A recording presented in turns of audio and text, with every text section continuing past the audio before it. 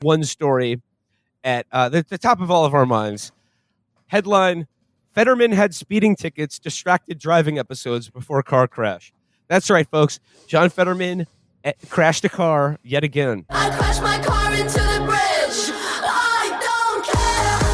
I love it. Here's the thing. His wife was in the car at the time, and it has been determined that the accident was his fault, which confirms what I've long suspected, that John Fetterman is definitely a fan of the J.G. Ballard novel and David Cronenberg movie Crash.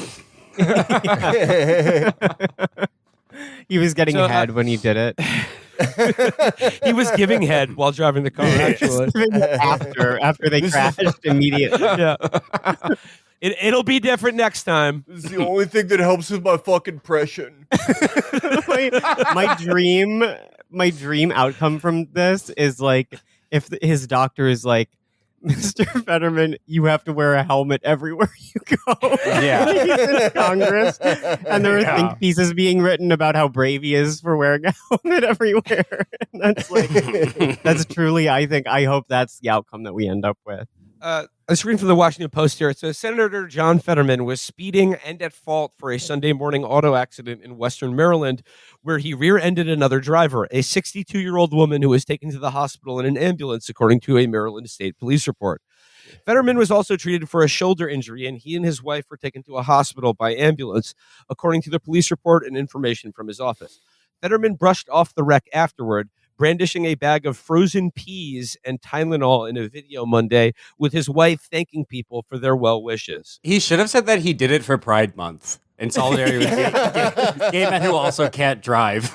Yeah. This was for you guys. I can't picture him driving any car other than the Flintstones car.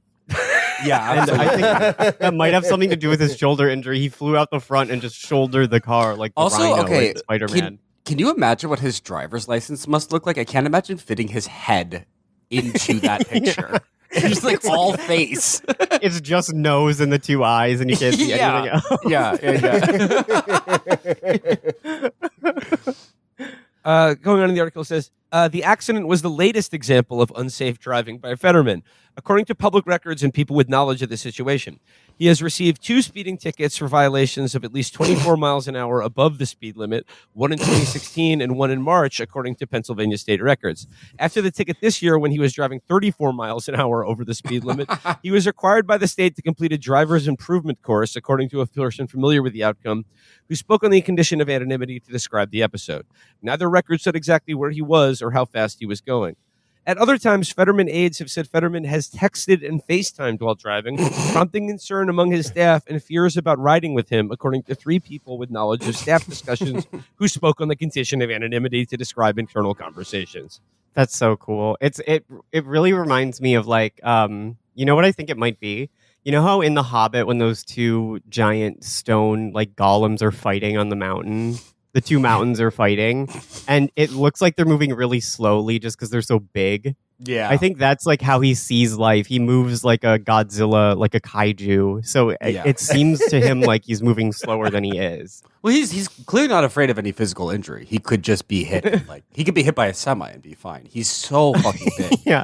He looks like he's been being beaten his entire life. He looks like a cauliflower ear to me. Just one big mass cauliflower ear. He looks like the art project thing or like science project of like, this is what a person would look like and they could survive any car crash ever. Yes. It's like someone with no neck. Yes. And like, yes. I think this was like immediately after he tried to kill his family because I don't know, it was like his son's birthday month or something, maybe. Yeah.